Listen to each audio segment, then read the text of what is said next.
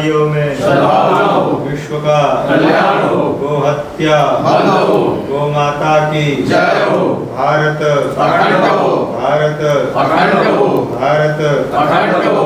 भारत भव्य बनाएंगे, हम हिंदू राष्ट्र बनाएंगे, भारत भव्य बनाएंगे, हम हिंदू राष्ट्र बनाएंगे, भारत भव्य बनाएंगे, हम हिंदू राष्ट्र बनाएंगे। श्रीमद जगद्गुरु शंकराचार्य भगवान की जय हो। नमः पार्वती पते हर हर महादेव। ओम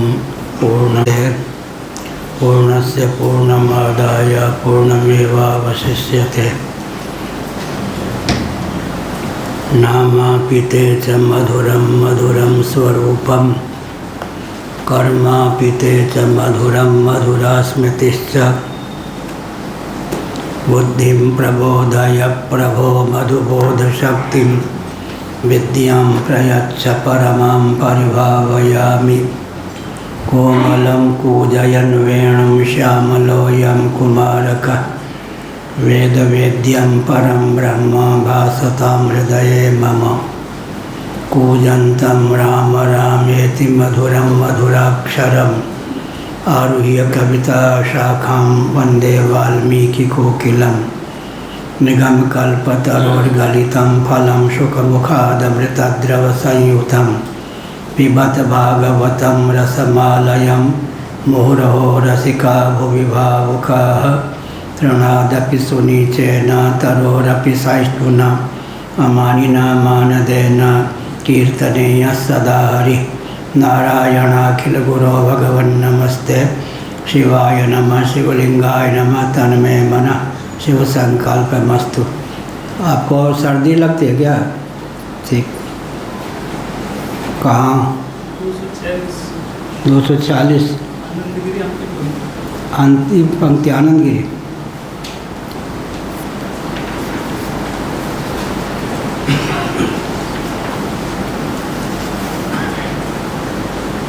अनात्मनि अमुख्या प्रीति इति स्थिते फलितमः। जो कुछ अनात्म प्रपंच है उसमें अनात्म वस्तुओं में मुख्य प्रीति नहीं होती। अच्छा, अकेले दौड़ के आ गए, वाह दिव्य चक्षु। हाँ, बैठ जाइए, ठीक जगह बैठ रहे।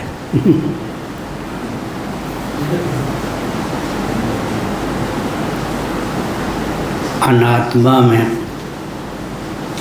अमुख्य प्रीति होती है। भाष्यकार भगवान ने इस तथ्य को उद्भाषित किया। ऐसी स्थिति में फलित क्या है, सार क्या है, निष्कर्ष क्या निकलता है, इस जिज्ञासा पर कहा तस्मात्। भगवान शंकराचार्य महाभाग की पंक्ति 240 पृष्ठ में अंतिम पंक्ति तस्मात् उज्झितत्वात् अन्य प्रियम आत्मानमेव प्रियम उपासित। जबकि बात ऐसी है, इसलिए अन्यों में प्रीति का त्याग करके आत्मा की ही प्रिय रूप से उपासना अपेक्षित है, करनी चाहिए, यह अभिप्राय। उपास्तिम अनुद्य तत्फलम कथयति। उपासना का अनुवाद करके उसके फल का कथन करते हैं। स या इति स या आत्मानमेव प्रियमुपास्ता आत्मैव प्रियो नान्योस्ति इति प्रतिपद्यते। अस्मल्लौकिकम् अन्यलौकिकं प्रियम अपि अप्रियमेवेति निश्चित्य उपास्ते चिन्तयति न हास्य एवं वेद प्रियम प्रमायुकम प्रमरणशीलम भवति। फल तो आवश्यक है, फलावसानम जगत। फल का कथन कह देने पर अभिरुचि उत्पन्न होती है, प्रीति प्रवृत्ति की निष्पत्ति होती है। इसलिए फल का कथन आवश्यक है। महात्म्य ज्ञान के बल पर व्यक्ति प्रवृत्त होता है, यह सिद्धांत है लौकिक वैदिक।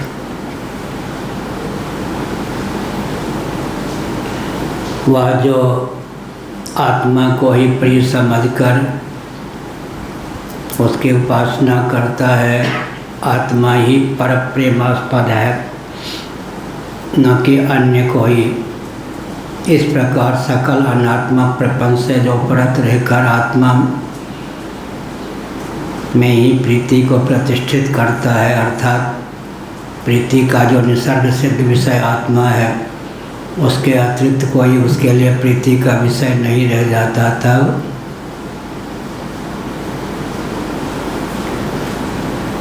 वह उसे प्रिय से वियोग नहीं होता। प्रमायुकम प्रमाणशीलम भवति न। आत्मसुख सदा उच्छलित रहता है।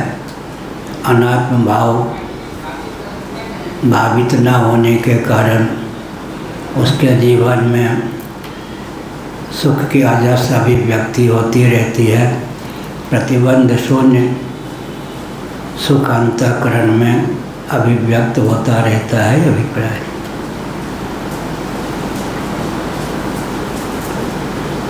नित्यानुवाद मात्रमेव तत् आत्मविदोऽन्यस्य प्रियस्य अप्रियस्य च भावात्। आपका तीसरी टिप्पणी। आत्मसुख स्वरूपतः अविनाशी है,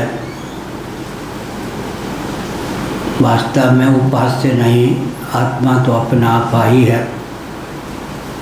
यह अनुवाद हुआ। उपास्य अपने से भिन्न होता है, आत्म तत्व तो साक्षात अपरोक्ष है। अनात्म वस्तुओं में प्रीति अज्ञान के कारण ही है। अनात्म वस्तुओं में प्रीति की निवृत्ति हो जाने पर पारिशेष्य न्याय से आत्मा में सर्वाधिक प्रीति की स्वतः स्फूर्ति होती है।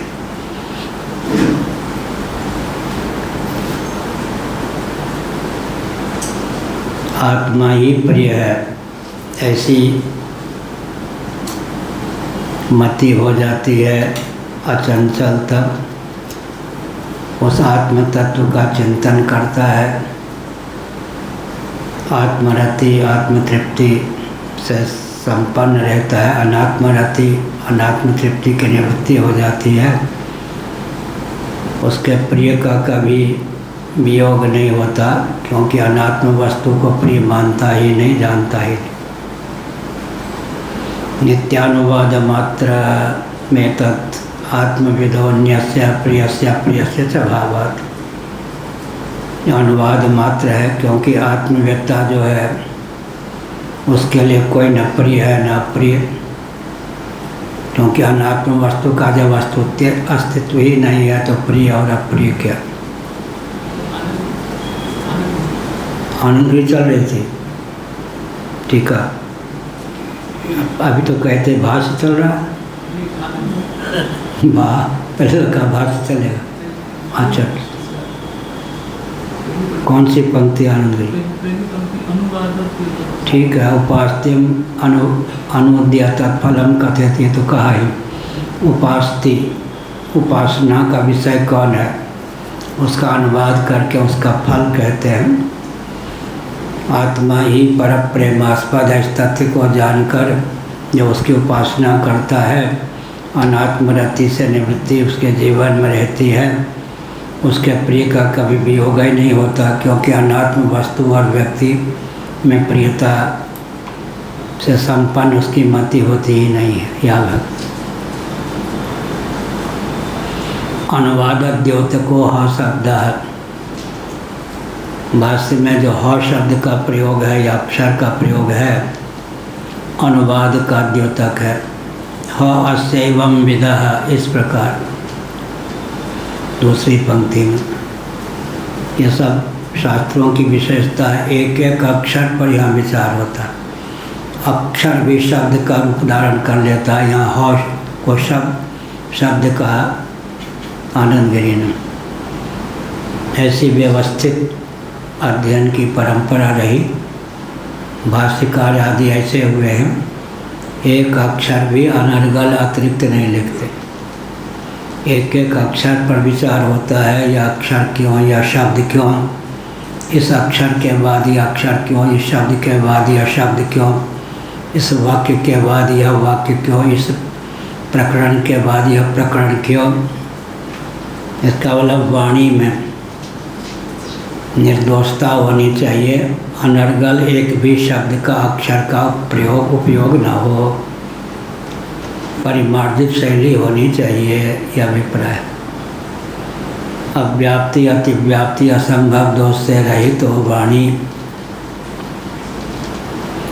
उसकी वाणी सारभूता होती है, संक्षिप्त होती है। आजकल के व्यक्तियों को समझने में कठिनाई भी होती है, जो बक बक बक बक बोलते रहते हैं। वो व्यवस्थित बोलने वाले कि मुंह की ओर देखते रहते ये बोलता क्या है। लेकिन प्राचीन शैली यही है, एक अक्षर भी अतिरिक्त न बोले, न्यून न बोले। एक अक्षर एक शब्द भी अतिरिक्त न बोले, न्यून न बोले। बनिया वृत्ति, जितने से काम चल जाए उतने ही बोले। अनर्गल एक शब्द या एक अक्षर भी न बोले। अगर बोलता है तो कहते हैं कि स्पष्टीकरण की दृष्टि से है।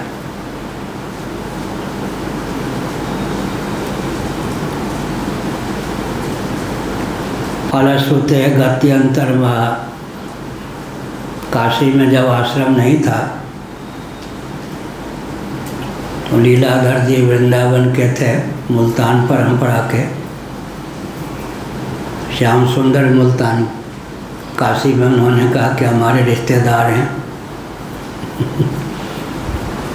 उनके यहाँ एक बार हाँ आप चले जाइएगा उनके ही निवेदन पर।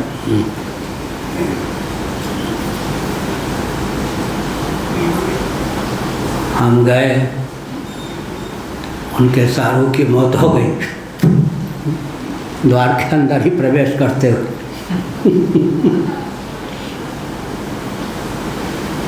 फिर उन्होंने कहा कोई बात नहीं, हानि लाभ तो है ही। दूसरी बार बुलाया, उसके बाद उनका हार्ट अटैक हो गए। अब हम अंदर आ रहे थे, झटपट और रिक्शा या किसी से जा रहे थे हॉस्पिटल। हम ऐसी स्थिति थी कि वो हाथ भी नहीं जोड़ पाए। उसके बाद उन्होंने आके कहा महाराज संतों के आने पर रिद्धि सिद्धि की वर्षा होती है, आप कैसे संत हैं? पहली बार सारों मर गए, दूसरी बार मैं ही मरने से बच गया। हमने कहा आगे मत बुलाना, आगे मर ही जाओगे। ऐसा भी होता क्या? इसका अर्थ क्या हुआ? निंदा में तात्पर्य नहीं है। जिसका धन कलुषित होता है वो हम लोगों को पचा नहीं सकता।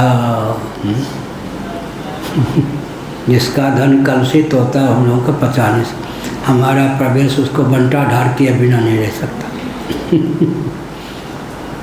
तो कहा संतों के आने पर रिद्धि सिद्धि बरतती।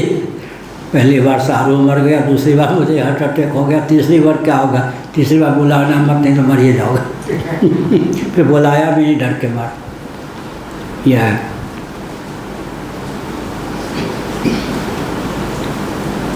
तो लौकिक विषय में और व्यक्ति में तो उसकी प्रीति होती नहीं तत्व की। जो कुछ अनात्मा प्रपंच है आत्मा में अध्यस्त ही है, इस दृष्टि से वह केवल आत्म तत्व में प्रीति रखता है। सर्वात्म भाव से भावित उसका जीवन होता है। फलश्रुते है गत्यंतर महा आत्मा प्रियति, यह कहा। अब महद्धीदम आत्मप्रिय ग्रहणम यत्तनिष्ठस्य प्रियम न प्रणश्यति तस्मात् तदनुसंधानम कर्तव्यमिति स्तुत्यर्थम फल कीर्तनम इत्यर्थ। अर्थवाद है, स्तुत्यर्थ है, अर्थात महात्म्य का विज्ञान भी कहना चाहिए ताकि व्यक्ति की अधिकृत व्यक्ति की प्रीति प्रवृत्ति हो सके। इसलिए यह तो बहुत उत्कृष्टता है कि आत्मा को सुख रूप समझकर उसी की उपासना में संलग्नता चाहिए, किसी अनात्म वस्तु में प्रीति प्रवृत्ति न हो। हाँ, कहाँ किसकी? आनंद गिरी की कौन सी पंक्ति है? प्रियम आत्म सुखम तथापि लौकिक सुख वसान नासा सुखत्वात् इत्याशंक्य। मान लिया कि आत्म सुख प्रिय है, पर लौकिक सुख व नाशा, लौकिक सुख तो आता है चला जाता, उसी प्रकार का नाश भी संभावित है। सुखत्वादि इत्याशंक्य संकित है, सुख होने के कारण यह युक्ति दी। आत्म सुख भी नश्वर हो सकता है। सब चंदन वनिता व्यंजन आदि के सेवन से जो सुख मिलता है स्थिर नहीं होता, नश्वर होता है। तद्वत माना कि आत्म सुख है, आत्मा सुख स्वरूप है, वह सुख भी नश्वरता को प्राप्त हो सकता है, यह अनुमान है। उसका निरसन अपनोदन करते हुए कहते हैं अनुवाद मात्र विवक्षितम इत्या। यहाँ अनुवाद ही है, कोई अतिरिक्त तथ्य का ख्यापन नहीं है। कहीं के अनुवाद भी होता है, यह अभिप्राय है। क्या अर्थ हुआ? जो अनात्म वस्तु में प्रीति प्रवृत्ति है वह तो अज्ञान मूलक ही है। आत्म तत्व ही एकमात्र पर प्रेमास्पद है और आत्मा का कभी वियोग होगा नहीं। अयोग संयोग वियोग से विरहित आत्म तत्व है। बंध्या पुत्रादि का अस्तित्व ही नहीं है, इसलिए अयोगास्पद वियोगास्पद संयोगास्पद बंध्या पुत्रादि नहीं हो सकते। आत्मा नित्य अपरोक्ष ही है, साक्षात अपरोक्ष ही है, इसलिए आत्म तत्व का कभी भी प्रलम्ब नहीं हो सकता। केवल अनात्म वस्तुओं की सत्ता सुखरूपता की भावना का निरसन हो जाना चाहिए। तो पारिशेष्य से आत्मा में ही सर्वाधिक जो प्रीति है उसकी निरावरण अभिव्यक्ति होती है। आत्म तत्व ही पर प्रेमास्पद होकर शेष रहता है।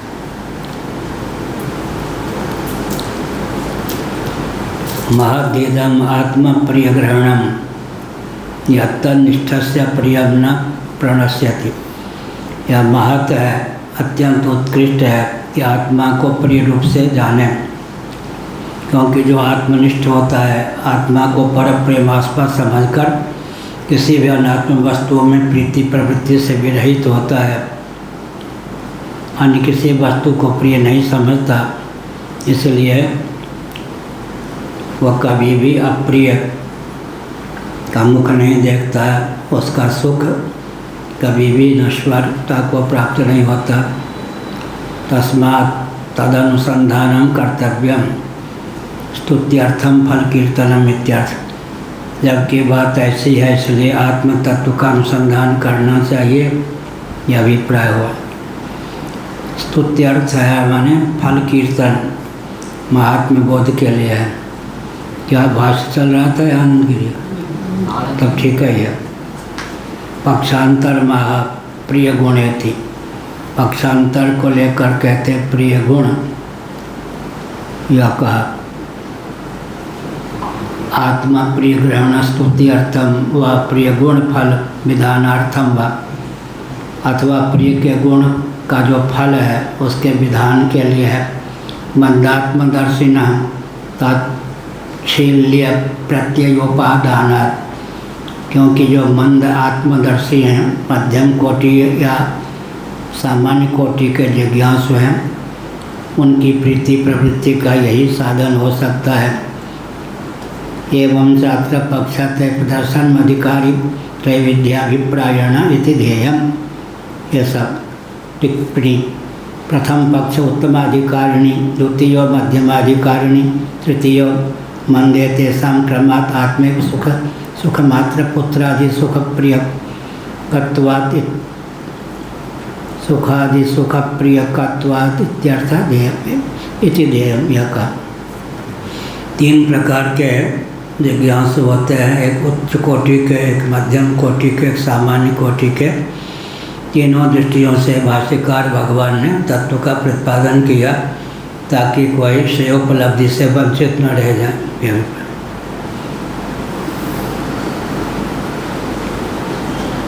यो मंदासन आत्मदर्शिता से प्रिय गुण विशिष्ट आत्मोपासने प्रियम प्राणादि न नश्यति। जो मंद होता हुआ आत्मदर्शी है, प्रिय गुण विशिष्ट जो आत्मा है, उसकी उपासना करने पर प्रियम प्राणादि न नश्यति इति फलम।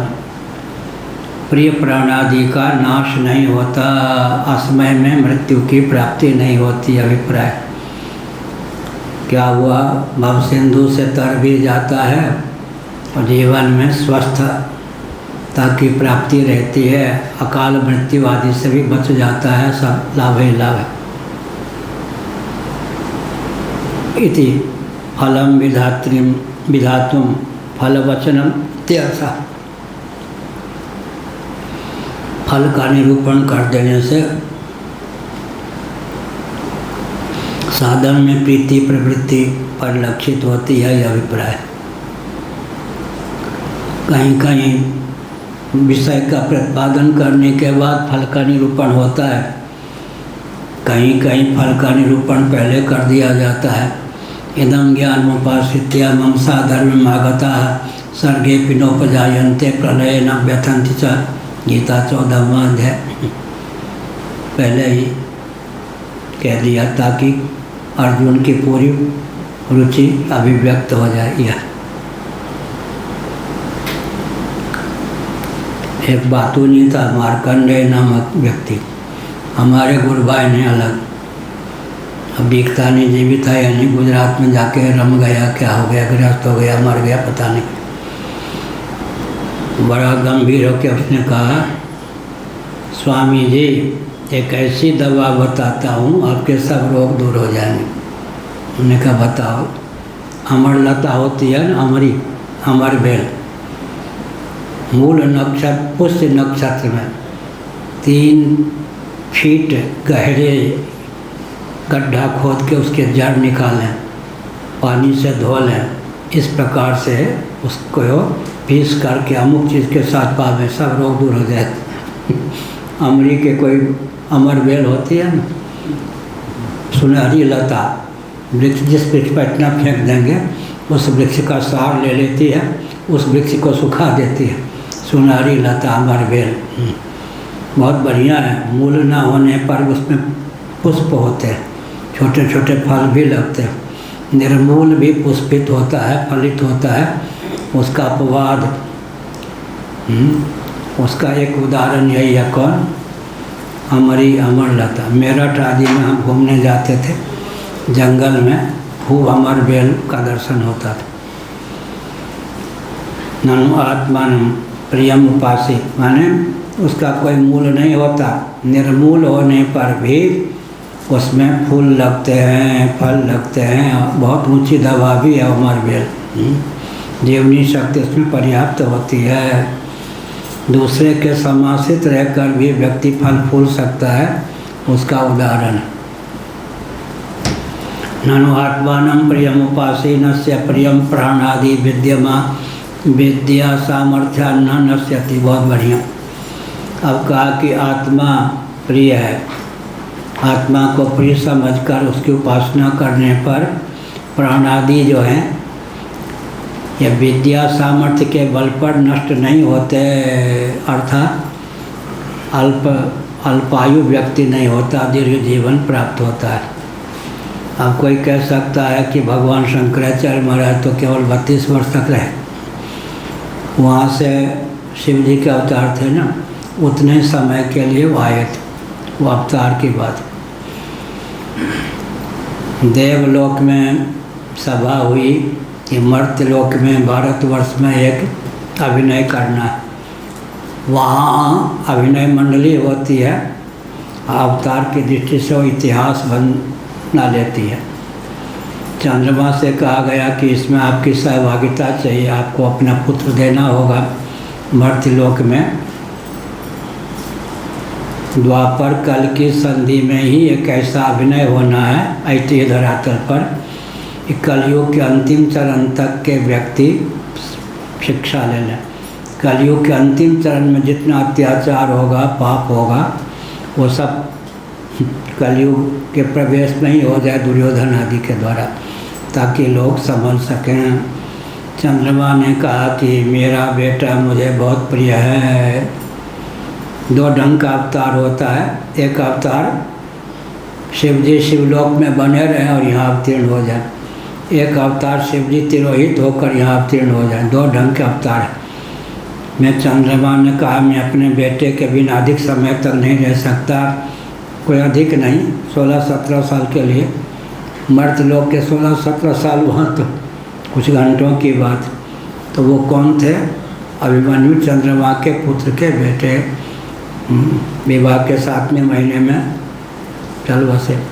कभी कभी ऐसा भी होता है, लेकिन यहाँ पर सामान्य नियम है कि उसके जो इस तरह से जो आत्मा को प्रिय समझता है, प्रिय गुण विशिष्ट समझता है और तद अनुकूल निष्ठा भी जिसके जीवन में है, प्रियम प्राणादि न नश्यति, उसके अकाल मृत्यु की प्राप्ति नहीं होती। प्राणादि जो प्रिय पदार्थ हैं, प्रियतम तो प्रियतर तो आत्म तत्व ही है, तो प्राण आदि का नाश नहीं होता। क्या हुआ? दोनों लाभ हो गए हैं नहीं? दवा भी चाटनी नहीं पड़ी, इंजेक्शन भी लेना नहीं पड़ा, स्वास्थ्य भी ठीक रहा, प्राण शक्ति परिपुष्ट रही, अभावबंध से मुक्ति का मार्ग भी प्रशस्त हो गया। दो आत्मुद मोदक मोरे या फलम विधातुम फल वचनम, फल कह देने से व्यक्ति की प्रवृत्ति होती है। ऐसा करेंगे तो क्या होगा, ऐसा करेंगे तो क्या होगा, ऐसा करेंगे तो क्या होगा। फल का निरूपण कर देने पर व्यक्ति की प्रीति प्रवृत्ति होती है, यह अभिप्राय है।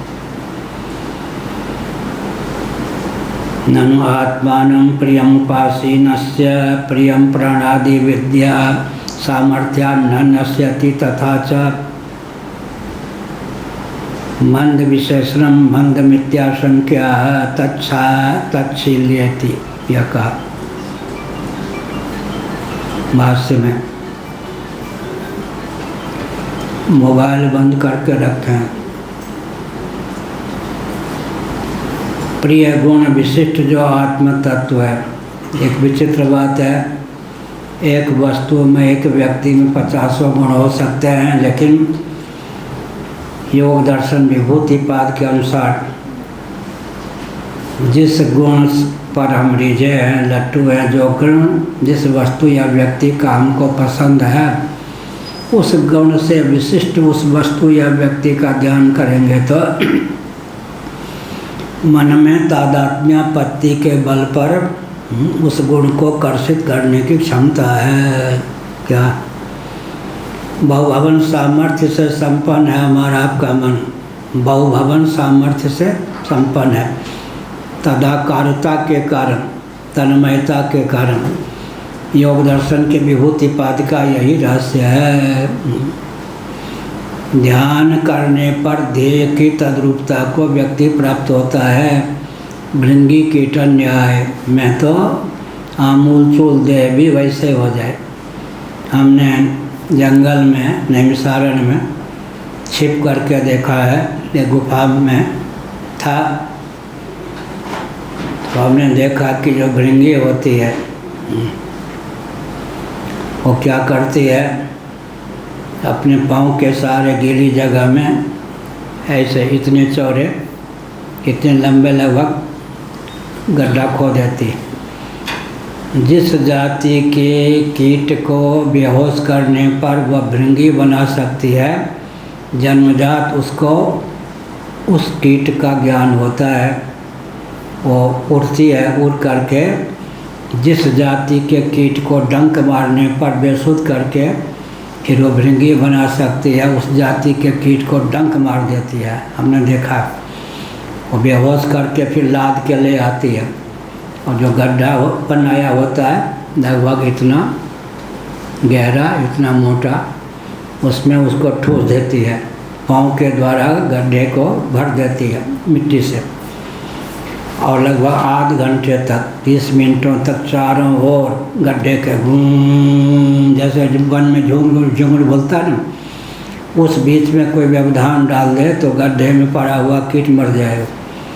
केवल सुनता रहे, देखता रहे, वो आध घंटे तक लगभग बिना घड़ी के उसको ज्ञान होता है, गुनगुनाती रहती है, उसको ज्ञान हो जाता है। जिस कीट को बेसुध किया हमने वो भृंगी हो गया होगा।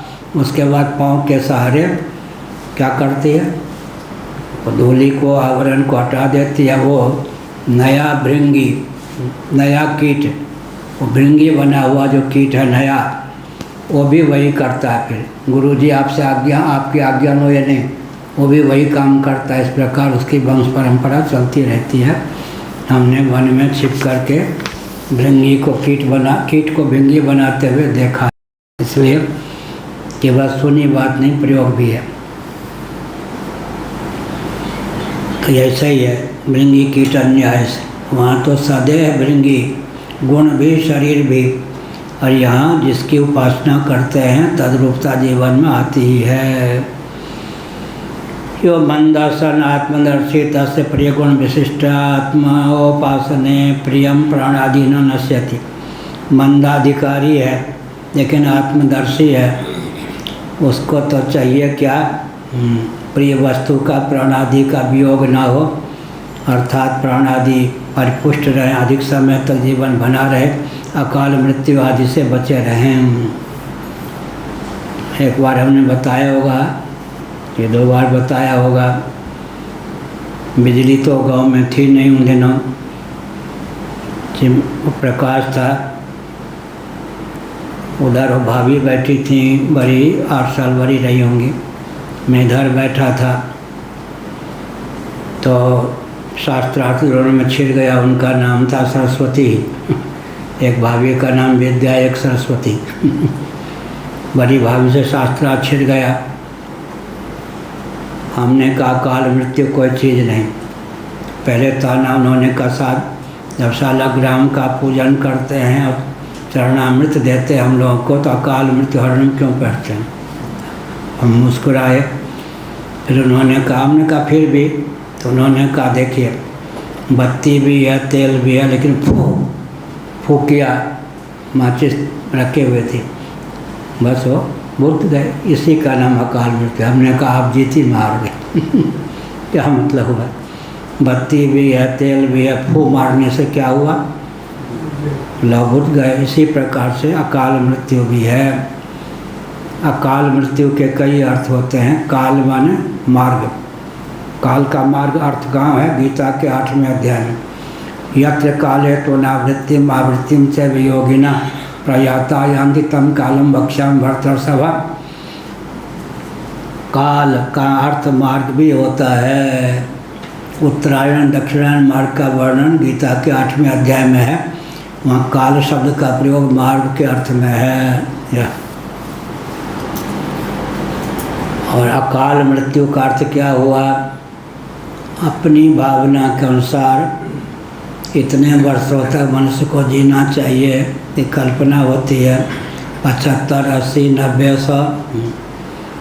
अभी तो कोई तिवारी घर की महिला 121 वर्ष में शरीर छोड़ा उसने, छत्तीसगढ़ में। हाँ हाँ हाँ, मध्य प्रदेश में। ठीक है, छत्तीसगढ़ में कैसे होगा। ठीक है, मध्य प्रदेश जहाँ के, मध्य प्रदेश से छत्तीसगढ़ अलग हुआ है। मध्य प्रदेश की बात है भाई, छत्तीसगढ़ के।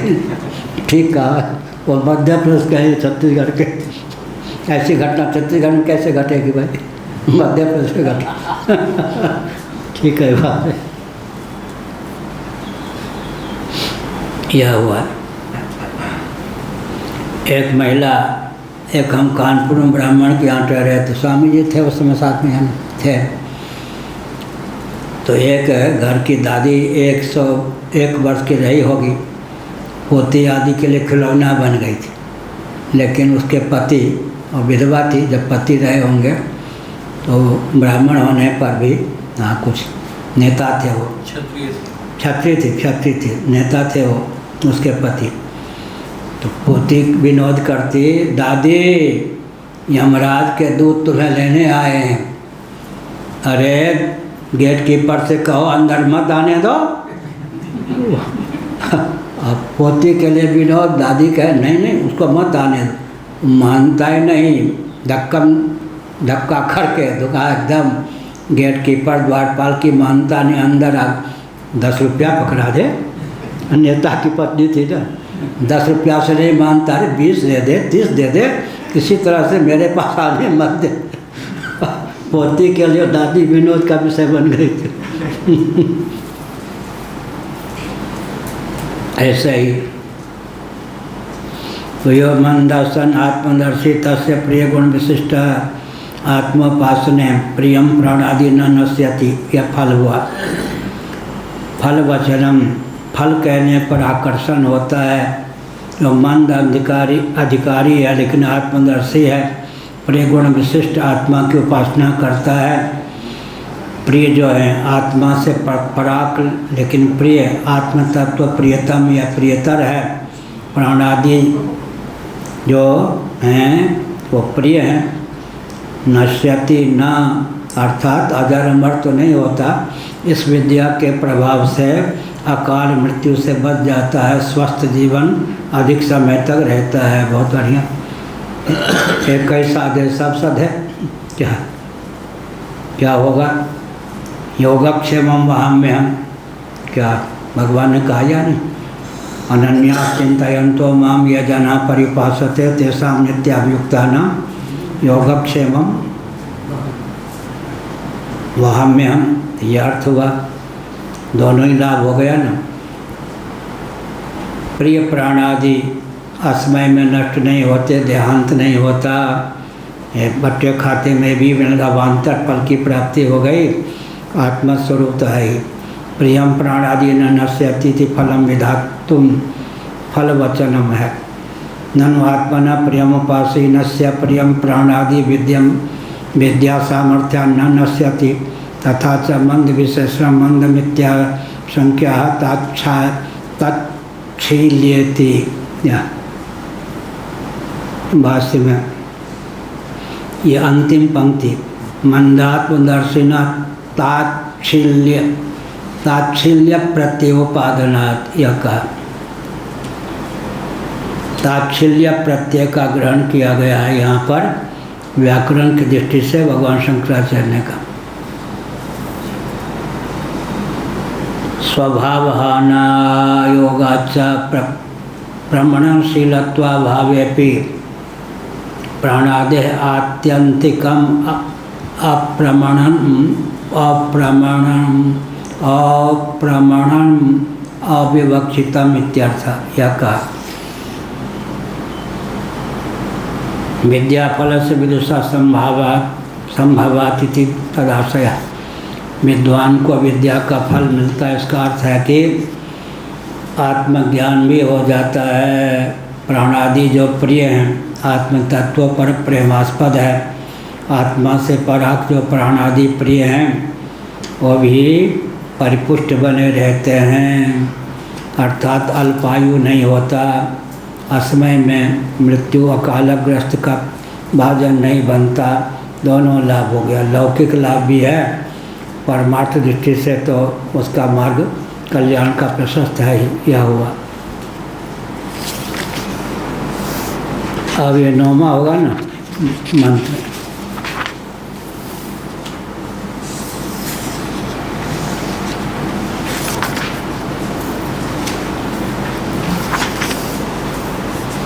तदा हुर्यद् ब्रह्म विद्यया सर्वं भविष्यन्तो मनुष्या मन्यन्ते किमु तद्ब्रह्मा वेद्यस्मात् तत्सर्वम् अभवत् इति।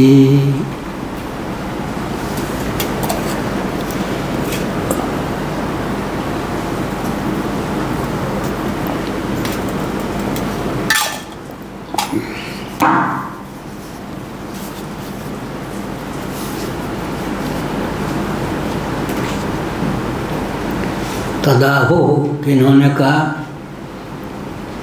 ब्रह्म की जिज्ञासा करने वाले ब्राह्मणों का यह वचन है।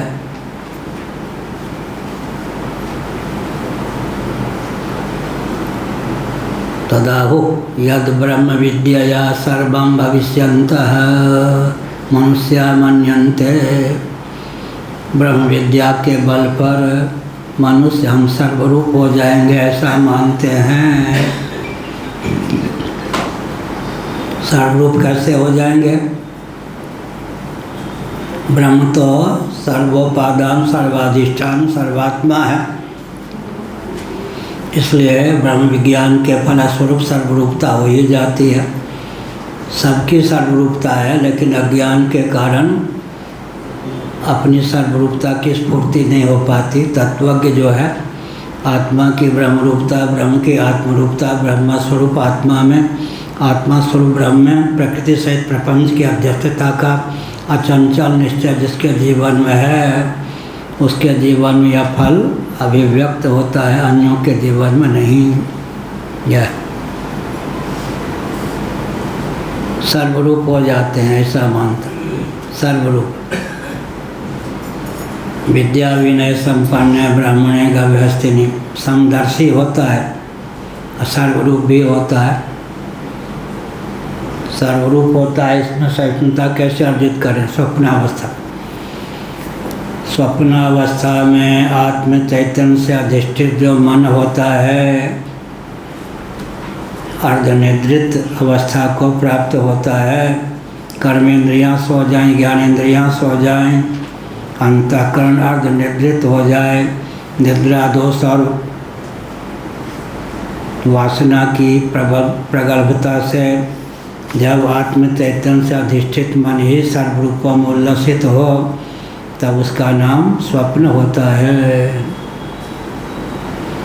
कर्मेंद्रियों के सो जाने पर, ज्ञानेंद्रियों के सो जाने पर, मन के अर्धनिद्रित हो जाने पर, निद्रा दोष और वासना की प्रगल्भता के वशीभूत हो जाने पर, मन ही जब पृथ्वी जल तेज वायु आकाश दिक् काल स्थावर जंगम प्राणी के रूप में स्फुरित होता है, तब स्वप्नावस्था की सिद्धि होती है। बताओ चैतन्य, यहाँ सुनते हैं, बता देंगे। जब आत्म चैतन्य से अधिष्ठित अर्धनिद्रित मन, जब कर्मेंद्रियां सो जाती हैं, ज्ञानेंद्रियां सो जाती है, तब वासना की प्रगल्भता से और निद्रा दोष के वशीभूत होकर स्वयं भी ग्राह्य ग्राहक भाव को प्राप्त होता है और स्वयं भी पृथ्वी, पानी, अग्नि, वायु, आकाश, स्थावर जंगम प्राणी, दिक् काल आदि को प्राप्त होता है। वाह, बताया, बढ़िया। पूर्णा है ना, पूर्णा माने पूर्ण, पूर्णा के हैं पर पूर्णा है, पूर्ण बता, ठीक है, बढ़िया बता। तदाहुर्यद ब्रह्म विद्या सर्वं भविष्यन्तो मनुष्या मन्यन्ते। एक होते साधरा के कौन? चिंतामणि शर्मा। हम पढ़ाते थे वृंदावन में, ऐसे 8-10 व्यक्ति पढ़ने आते थे। कभी कभी आके बैठ जाए, घटपट घटपट घटपट, इससे होता क्या, क्या लाभ है? रबड़ी मिले, मालपुआ मिले, क्या मिलता है इससे? पता नहीं, घटपट घटपट करते रहते। ब्राह्मण होके व्यापार नेता थे पहले, एमएलए, ब्राह्मण होके नेता थे ना, तो उनके लिए घटपट घटपट करते रहते। बहुत हंस रहे कौन नए व्यक्ति, घटपट घटपट करते रहते। इससे क्या होता है? हमने कहा झटपट सब मिल जाता। घटपट घटपट करते कर क्या होता है? झटपट सब मिल जाता, क्योंकि आत्मा ही सर्वाधिष्ठान है, सर्वोपादान है। नेहरू जी के समय में हैं? हाँ, नेहरू जी के समय में एमएलए थे। उनके बेटे आदि तो कोई संपर्क नहीं रखते। प्रायः धार्मिक पिता के बेटे आदि नास्तिक ही होते हैं। प्रायः हमने देखा है, मुजफ्फरनगर के ज्ञानी राम चूड़ियामल ये सब जुड़े थे। उनके बेटे पोते कौन होंगे, कौन हमें पता नहीं, कोई फिर जुड़े नहीं, सत्संग कभी आए नहीं। प्रायः ऐसे ही होता है, धार्मिक व्यक्तियों के बेटे पोते भी धार्मिक हों, कह पाना बहुत कठिन। तदाहुर्यद् ब्रह्म विद्यया सर्वं भविष्यन्तो मनुष्या मन्यन्ते। ब्राह्मणों ने कहा है, ब्रह्मविदों ने कहा है कि ब्रह्म विद्या के द्वारा मनुष्य हम सर्वरूप हो जाएंगे, ऐसा मानते हैं। किम तद ब्रह्म वेद्या वेद्यस्मात् तत्सर्वम अववत्ति। अब उनकी इस मान्यता को लेकर प्रश्न उठता है कि उस ब्रह्म ने क्या किया जाना जिस विज्ञान से वह ब्रह्म सर्वरूप हो गया। ब्रह्म सर्वरूप हो गया तो ब्रह्मविद भी सर्वरूप ही हो जाता है, क्योंकि मौलिक स्वरूप तो ब्रह्म ही है। हम सर्वरूप हो जाएंगे तो ब्रह्म सर्वरूप हो गया किस विज्ञान के बल पर, यह प्रश्न उठा। उत्तर आगे होगा। अब भाष्य। सूत्रिता ब्रह्म विद्या आत्मेतेवो उपासित इति यदर्थोपनिषत् कृष्णापि तस्य सूत्रस्य व्याचिख्यासुः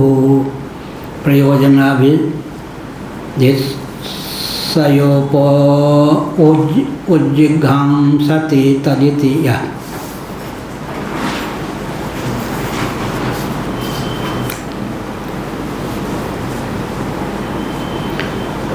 सूत्रिता ब्रह्म विद्या आत्मेत्येव उपासित। सूत्र रूप में कहा गया, ब्रह्म विद्या का उल्लेख किया गया कि आत्मा है, इस प्रकार उपासना करे। आत्म तत्व को उपास्य के रूप में बताया गया। आगे यदर्थोपनिषत् कृष्णापि तस्य सूत्रस्य व्याचिख्यासुः। अच्छा, मूल चल रहा था।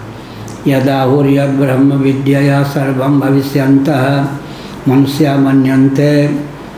अगर कोई मनुष्य ऐसा मानते हैं कि ब्रह्म विद्या के द्वारा सर्वरूप हो जाएंगे, उसके विषय में यह प्रश्न स्वाभाविक रूप से उपस्थापित होता है कि आखिर उस ब्रह्म ने क्या जाना जिस विज्ञान से वह ब्रह्म सर्वरूप हो गया। यह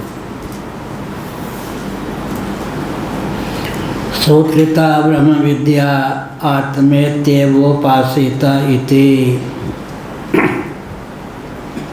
अब भाष्य में कहा गया,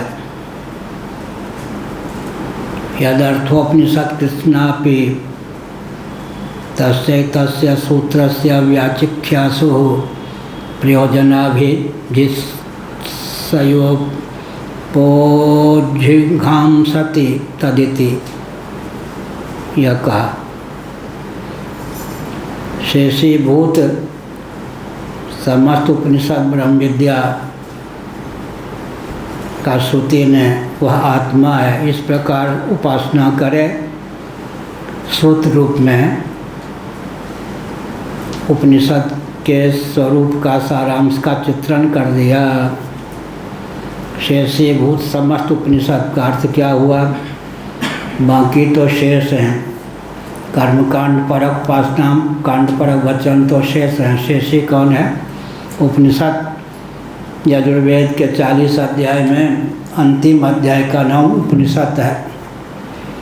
अब प्रश्न उठा कि 40वां अध्याय उपनिषद क्यों है, आरंभ के 39 अध्याय उपनिषद क्यों नहीं हैं?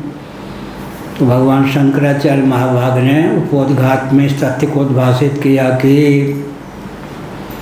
विनियोजक वचन नहीं है। ईशावास्यम इत्यादि मंत्रों का विनियोग कहीं कर्म में नहीं है। तब फिर पूर्व पक्ष उपस्थापित किया गया भाष्यकार के द्वारा, कहीं कहीं विनियोजक वचन न होने पर भी प्रकरण के बल पर विनियोग की कल्पना कर ली जाती है। तब उत्तर दिया भगवान शंकराचार्य महाभाग ने, ऐसा भी नहीं, क्योंकि प्रकरण के बल पर जिस स्तर के आत्म तत्व का प्रतिपादन ईशावास्यम इत्यादि मंत्रों के माध्यम से हुआ है, उस स्तर का आत्म तत्व तो कर्तृत्व भोक्तृत्व से विहीन है, वह कर्ता भोक्ता हो ही नहीं सकता। या स्वरूप वैभव के बल पर। बहुत विचित्र बात। नासदी सूक्तम है, 7 मंत्र हैं कुल। हमारे यहाँ से सर्वप्रथम वही प्रकाशित हुआ था। बहुत बढ़िया ग्रंथ माना गया नासदी सूक्त। शंकराचार्य के बाद पहला ग्रंथ वही है। पहला ग्रंथ वही है। सुधा भी तो छपी नहीं। हाँ, सुधा एक छपी बाद में लिखी गई थी पहले। जी। वहाँ वृंदावन में रहते थे, ग्रंथ तो लिखते थे, कागज़ मिलना भी कठिन होता है, छपाने की क्षमता कैसे होती। और शंकराचार्य होने पर इतना लाभ है कि जो लिखता हूँ उसको छपाने की व्यवस्था भगवान कर देते बिना मांगे ही। मांगने वाला तो मर गया। सन्यासी भिक्षा मांग सकता है, बाकी धन आदि मांगना उचित नहीं। हमने संकेत किया नासदी सूक्तम, लेकिन उन मंत्रों का कर्मों में विनियोग हो गया। विनियोग का बहुत विचित्र महत्व होता है। विनियोग का बहुत विचित्र महत्व होता है। एक दिन हमने कहा था गोमती प्राचीन नदी है, गंगा अर्वाचीन नदी। भगीरथ के द्वारा गंगा लाई गई, लेकिन मनु जी ने नैमिषारण्य में तप किया शत्रुपा जी के साथ। उस समय भी गोमती नदी थी। और लखनऊ के आगे गोमती और गंगा मिलती हैं। और गंगा में गोमती का लय माना जाता है, गोमती में गंगा का लय नहीं माना जाता। राम यह आचरा देखो न जाए। गंगा में गोमती का लय माना जाता है, गोमती में गंगा का नाम लय नहीं होता। अब यमुना जी प्रयाग में मिलती है ना गंगा जी से। तो दोनों बहन हैं, दोनों हिमालय से निकली हुई हैं। को बर छोट कहत अपराध हो तो समझौता हो जाता है। गंगा नालादि न डालें तो समझौता है। रूप हमारा नाम तुम्हारा। प्रयाग के बाद गंगा जी शामली, तो रूप यमुना जी का हो गया, नाम गंगा जी का। रूप हमारा नाम तुम्हारा, समझौता हो गया। किस में नहीं बोलने गए। हाँ गोमती। हाँ क्या हुआ? रूप हमारा नाम तुम्हारा, इसके बतौलिए, इसकी व्याख्या कर दीजिए। रूप हो गया श्यामला, कालिंदी। इसमें नैयायिकों का क्या कहना है? जल जो होता है स्वभाव से श्वेत वर्ण का होता है। क्या अब हरिद्वार आदि में गंगा जी भी क्या एक शामली हैं, कुछ देर देखिएगा। तो जल तो स्वभाव से श्वेत वर्ण का होता है। गंगा तो श्वेत ही है, यमुना शामली क्यों है? बालुका का रंग प्रतिफलित होने के कारण। बालुका का रंग उस जल में प्रतिफलित होता है। वास्तव में यमुना जी में खड़े हो जाएं या किनारे, जल ऐसे लेकर ऊपर छालें तो जल श्यामला थोड़े दिखेगा, श्वेत ही दिखेगा। तो बालुका का जो श्याम रंग है यमुना में प्रतिफलित होता है। वस्तुतः यमुना जी का जल भी क्या होता है? श्वेत ही होता है।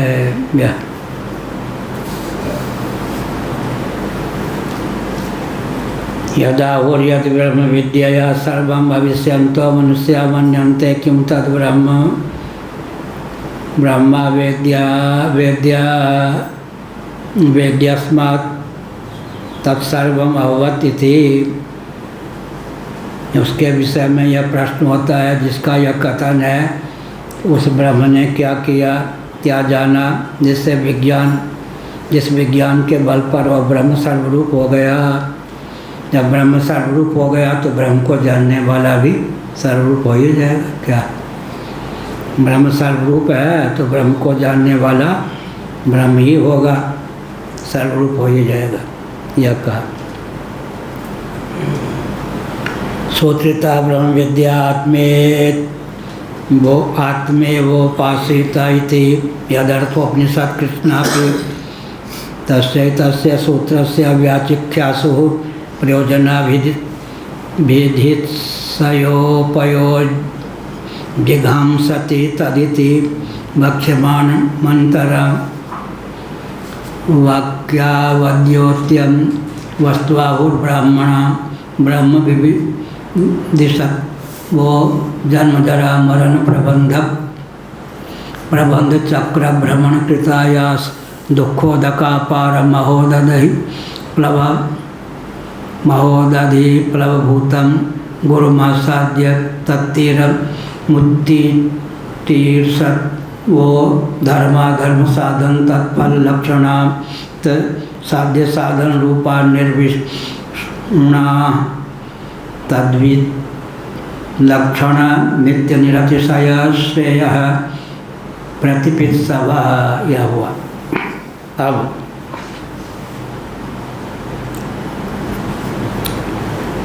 आत्मा है इस प्रकार उपासना करे, यह सूत्र वाक्य है, व्याख्यान किया गया सूत्र रूप से। आत्मा है इस प्रकार की उपासना करे, यह हुआ। सूत्र का व्याख्यान करने की इच्छा से उसके तात्पर्य को बताना आवश्यक है। श्रुति पहले सूत्र रूप में वस्तु स्थिति का प्रतिपादन कर स्वयं ही उसकी व्याख्या किए देती है, उपक्रम करना चाहती है, तात्पर्य को स्वयं ही अभिव्यक्त करना चाहती है, यह अभिप्राय।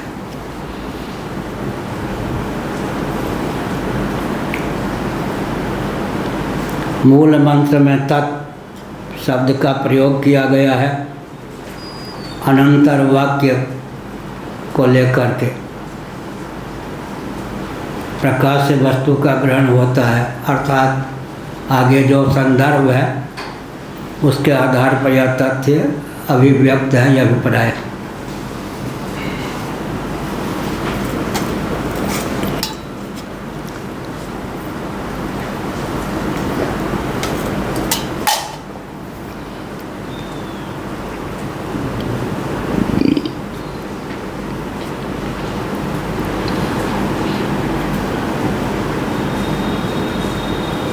ब्रह्म को जो जानता है उसे जानने की इच्छा रखता है।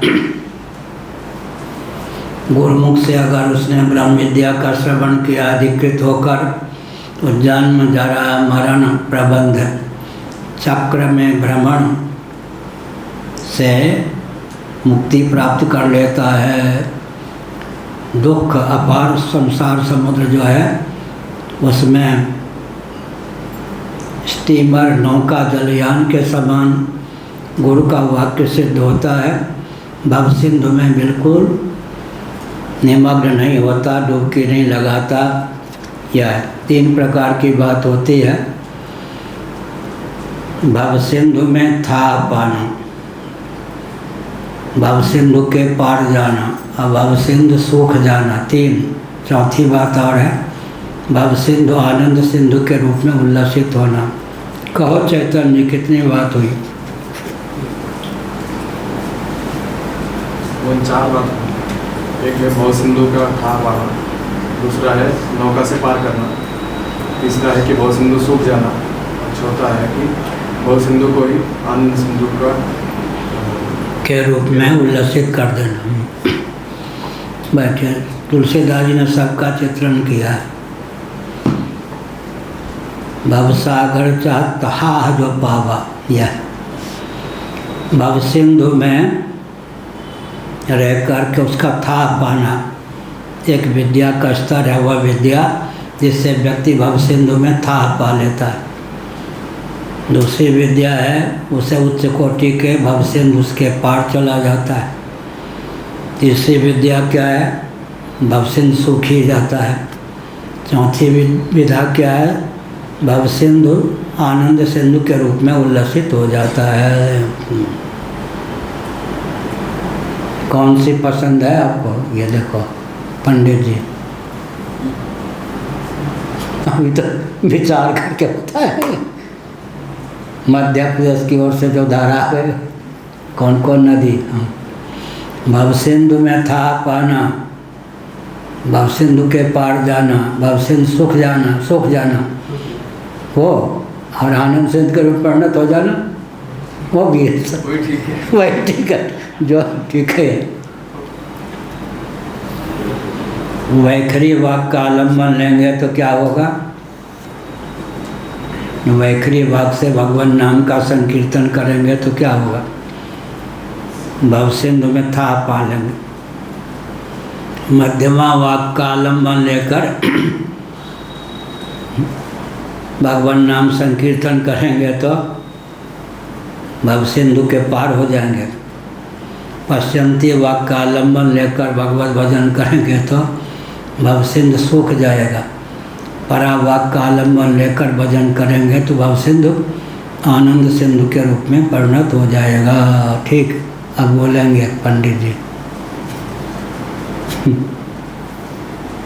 नृत्य गोपाल दास जी को बुला दो। 4 स्तर हुआ। वैखरी वाक से भगवान नाम का संकीर्तन करेंगे तो क्या होगा? भव सिंधु में था पा लेंगे। मध्यमा वाक से संकीर्तन करेंगे तो भव सिंधु के पार जाएंगे। पश्चिमती वाक से भगवान नाम का संकीर्तन करेंगे तो भव सिंधु सूख जाएगा। परा वाक से करेंगे तो भव सिंधु आनंद सिंधु के रूप में परिणत हो जाएगा। या भक्तों की भाषा क्या है? आनंद सिंधु में भव सिंधु की भावना हो गई है, पूज्य गुरुदेव कहते थे। और ज्ञानी क्या कहेंगे? आनंद सिंधु में भव सिंधु का भ्रम हो गया है। शब्द का फेर है या अभिप्राय में कोई अंतर है? कहो पढ़ ले जी। शब्द का फेर है या अभिप्राय में अंतर है? शब्द का फेर है। भक्तों की भाषा क्या है? आनंद सिंधु में भव सिंधु का भ्रम हो गया है। अज्ञानी कहेंगे आनंद सिंधु में भव सिंधु की भ्रांति हो गई है। इतना ही है ना, बात तो यही है। आनंद सिंधु मध्य तल वासा बिनु जाने कत मरस पियासा, तुलसीदास जी ने विनय पत्रिका में लिखा। तो साधन हमने क्या बताया? वैखरी वाक, अभी जो बोल रहा हूँ राम, वैखरी वाक से भगवान नाम अर्थानुसंधान पूर्वक जपेंगे तो क्या होगा? भव सिंधु में था पा लेंगे। वाक अगर मनोनिष्ठ हो जाए तब कौन सा है? मध्यमा वाक। मनोनिष्ठ वाक से भगवान नाम का जप करेंगे अर्थानुसंधान पूर्वक, तब क्या होगा? भव सिंधु के पार चले जाएंगे। पश्चिमती वाक से, पश्चिमती योगी जिस वाक से देखते हैं उसका नाम पश्चिमती। पश्चिमती वाक से भगवान नाम का संकीर्तन करेंगे अर्थानुसंधान पूर्वक, तब क्या होगा? भव सिंधु सूख जाएगा।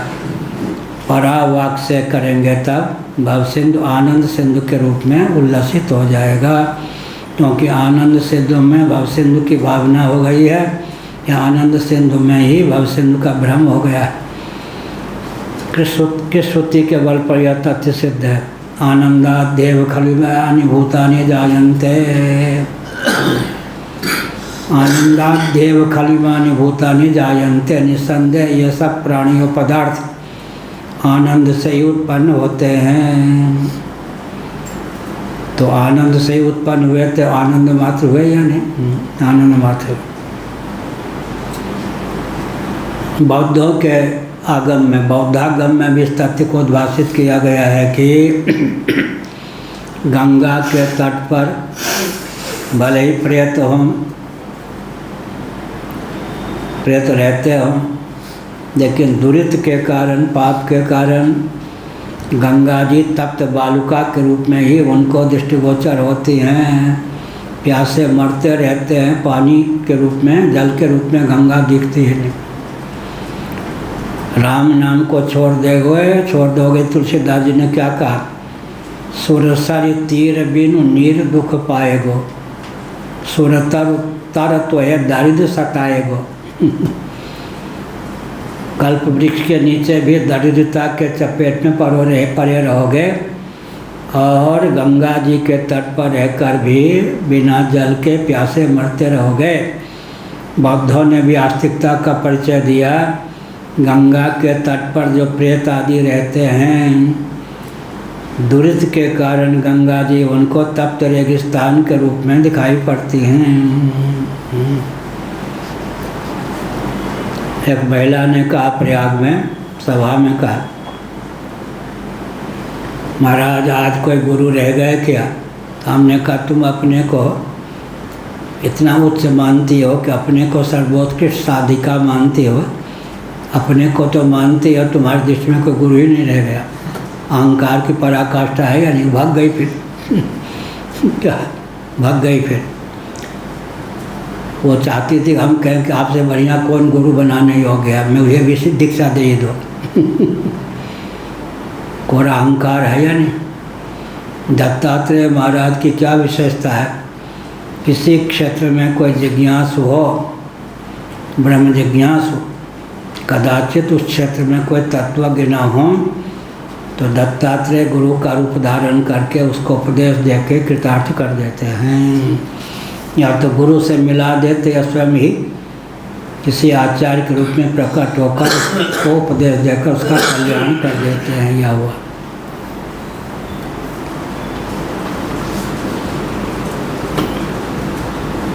वस्तुआहुर ब्राह्मणा ब्रह्म विविदिशा, वो ब्रह्म को जानने की इच्छा वाले जो महान भाव हैं ब्रह्म जिज्ञासु, और जन्म वृद्धावस्था मरण प्रवाह में चक्र की तरह अनवरत भ्रमण से उत्पन्न जो आयासात्मक दुख है, वही जल है, उसमें रहकर भी वास्तव में उससे अतिक्रांत रहते हैं। भव सिंधु में रहकर भी वे क्या करते हैं?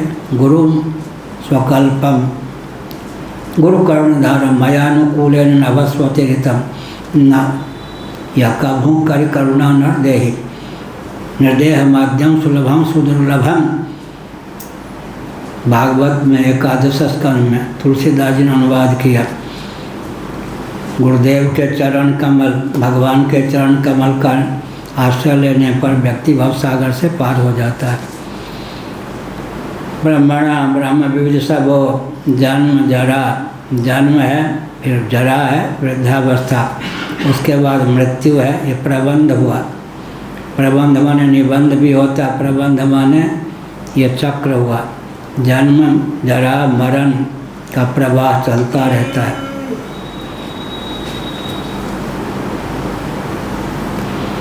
वृंदावन के धर्मचंद जी कहते थे, जरा मरण मोक्षाय मामाश्रित यतंती है। सखी देह का वर्णन है, हमने कहा अच्छी बात, गीता से निकाल दिया उन्होंने। जरा मरण मोक्षाय मामाश्रित यतंती है। नित्य सखी विग्रह की प्राप्ति रहती है, जरा मृत्यु से रहित। हमने कहा बिल्कुल ठीक है, यहाँ भी सखी भाव को निकाल लिया, माधुर्य।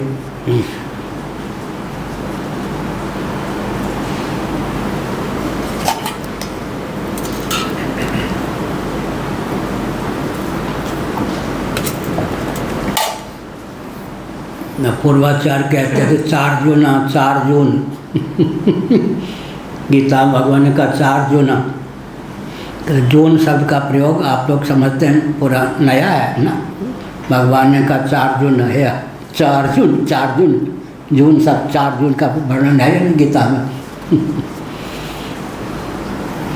और मध्यमांस के सेवन का वर्णन है या नहीं? तांत्रिक लोग करते हैं। मध्यादि, मध्य और आदि माने मध्य और मांस। आदि बकरे का मांस। तांत्रिक लोग गीता से भी अपनी बात निकाल लेते हैं। मध्यादि, मध्य और अजा के बकरे का मांस, आदि का आदि। तो तांत्रिक लोग जो कहते हैं गीता में भी मध्य और मांस के आहार का वर्णन है, और अंग्रेजी वाले कहते 4 जून। और अंग्रेजी वाले कहते हैं बरसाई भूमि जलद भूमि नियर आए। तुलसीदास जी अंग्रेजी जानते थे, 500 वर्ष पहले हुए। नियर आए, बरसाई जलद भूमि नियर आए। नियर आए ना, नियर माने नज़दीक। 500 वर्ष पहले तो भारत में अंग्रेजी का नाम भी नहीं था। तुलसीदास जी जानते थे, तभी तो कहा नियर आए। नियर माने नज़दीक। ये सब है। तो ब्रह्म को जानने की इच्छा रखते हैं जो ब्रह्म जिज्ञासु हैं, वे जो दुख होता है, जन्म, फिर वृद्धावस्था, फिर मरण की व्यवस्था, इस प्रकार से आवर्त चलता रहता है। जन्म के घर से मृत्यु, मृत्यु के घर से जन्म, जातस्य ध्रुव मृत्यु ध्रुवम जन्मतस्य च। यह जो है अजस्र प्रवाह, उसको देखकर तत्व जिज्ञासु विरक्त हो जाते हैं। भवाटवी में भटकने से, भव सिंधु में गोता लगाने से बच जाते हैं इस ज्ञान के बल पर। विविध सब जन्म जरा मरण प्रबंध चक्र भ्रमण कृतायास दुखोदक। आयास जो है प्रयास, दुख रूप उदक है, माने जल है। अपार महोदधि प्लव भूतम गुरुमासाद्य। अपार महोदधि, महोदधि माने समुद्र, उसमें प्लव भूत स्टीमर नौका जलयान के समान गुरु हैं। विश्वेश पादाम्बज बुज दीर्घ नौका। विश्वेश माने भगवान या गुरु के चरण कमल दीर्घ नौका स्टीमर के समान है। गुरु चरणों का आश्रय लेकर व्यक्ति भव सिंधु में डूबने से बच जाता है। तत्तीर मुक्ति तीर सबो धर्म साधन तत्फल लक्षणात् साध्य साधन रूपा निर्विणा। एक होता है भव सिंधु से तरना, गुरु के चरण का आश्रय ले लिया, वही जलयान के समान है। धर्म फिर अधर्म, फिर उनके फल होते हैं। धर्म का फल क्या होगा? स्वर्ग आदि। अधर्म का फल नरक आदि, यातना शरीर या साध्य साधन भाव है। धर्म से स्वर्ग की सिद्धि होती है, अधर्म से नरक की सिद्धि होती है। इन सब से क्या है? निर्विण्ण हो जाते हैं। निर्विण्ण क्या है? आत्मा के लिए प्लव है। निर्विण्ण माने विरक्त हो जाते हैं। तद विलक्षण नित्य निरतिशय श्रेय प्रतिपत्सवः। इससे विलक्षण भवाटवी भव सिंधु से सर्वथा विलक्षण क्या हुआ? नित्य निरंतर अतिशय निरतिशय श्रेय को जो जानना चाहते हैं, वो क्या होगा?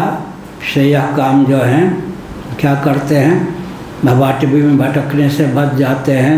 गुरु के चरण कमल का आश्रय लेकर के भव सिंधु पार करने का उनको मार्ग मिल जाता है। जन्म मृत्यु जरा व्याधि दुख दोषानुदर्शन के बल पर सकल अनात्मा प्रपंच से विरक्त होकर गुरु चरणों के समाश्रित होकर उनके द्वारा प्राप्त उपदेश का आश्रय लेकर के वो भी सुगमता पूर्वक भव सिंधु में था पा लेते हैं। भव सिंधु के पार हो जाते हैं, भव सिंधु को सुखा देते हैं। अब भव सिंधु के स्थान पर आनंद सिंधु ही है।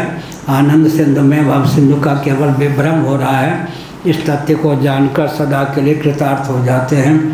नारायण अखिल गुरो भगवन् नमस्ते शिवाय नमः शिवलिंगाय नमः तन्मे मनः शिव संकल्पमस्तु सर्वे भवन्तु सुखिनः। कहो उपाध्याय जी क्या हाल है? कब आए? आज सुबह। उद्योग